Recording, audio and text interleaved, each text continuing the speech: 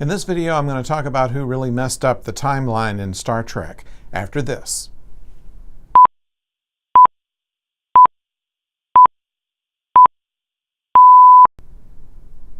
I'm the oldest nerd, and today we're going to talk about the timeline in the Trekverse.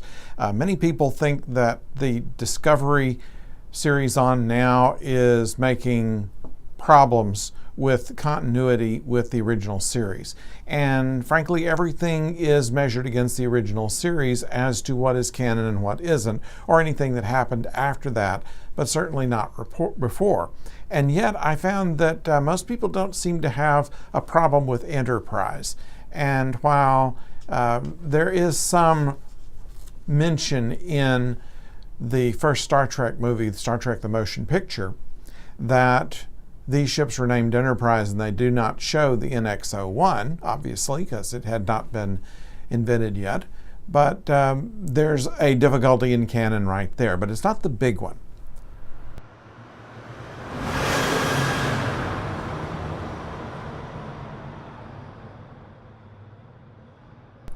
The big instance of where the timeline was interrupted was in Star Trek First Contact, in which the Enterprise E is pursuing a Borg vessel. Picard, who has been kept out of the fight because he has been compromised by the Borg, so think Starfleet, goes in after half of the fleet has been destroyed by the Borg, knows through his Borg communications what is the weak part of the ship, has it shot, and then they send out a shuttle pod to Earth and go back in time to the time when Zefram Cochrane was first going to launch the first warp flight.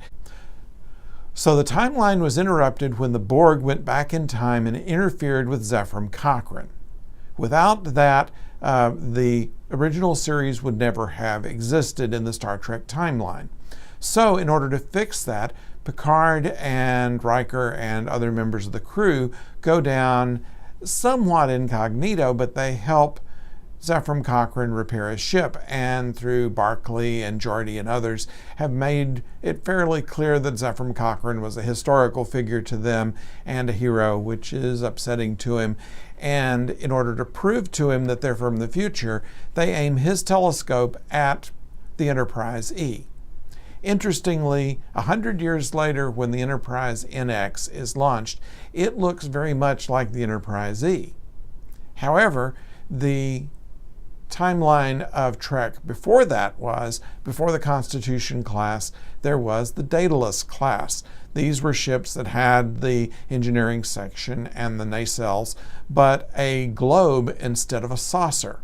Now, why would the ships that were designed by the Federation or by the United Earth Space Probe Agency preceding that look at first like the NX Enterprise, then look like a Daedalus class ship, then look like Constitution class? Now, with Discovery in, they have gone between the Daedalus and the Constitution class and have come up with their own class of ships, which include Discovery.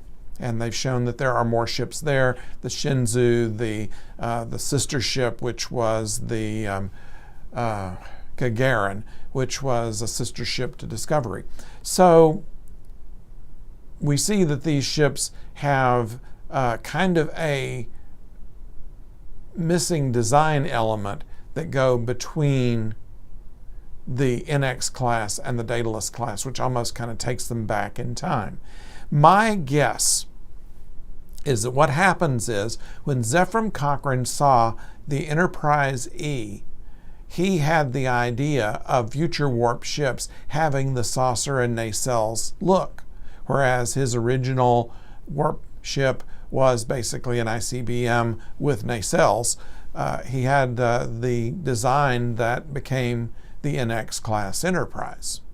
Now, he did not live to see it built, but that was, I think, part of the pollution of the timeline.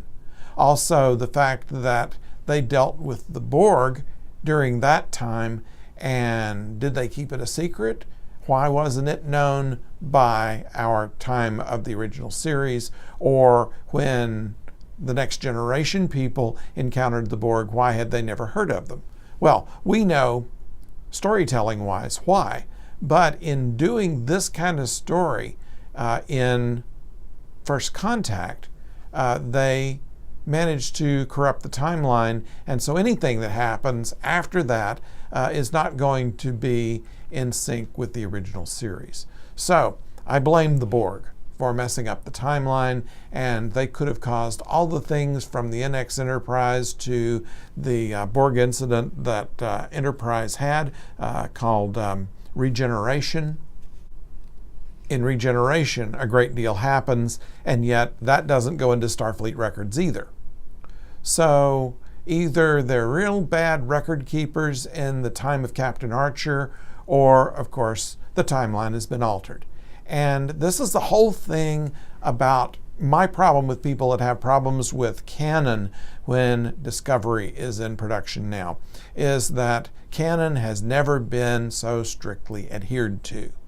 Because as the needs of the story come up, we'll worry about that later. We're not going to worry about how this episode of Enterprise is going to affect a previous episode shot of the original series, or something that happens in the Next Generation that won't quite coordinate with this later series done in an earlier time. It's one of the problems when you have a show that has such an extensive canon as Star Trek does, and such a situation to where so many stories have been told that makes it so difficult to go after the Next Generation crew and do anything different. I mean, where does technology go from there? Maybe it's something to talk about. Maybe you'd like to talk about it. I'd like to hear from you. Why not go to the comments and tell me what you think about this? And also, if you'd be so kind as to subscribe, we would thank you for it. Meantime, don't go far.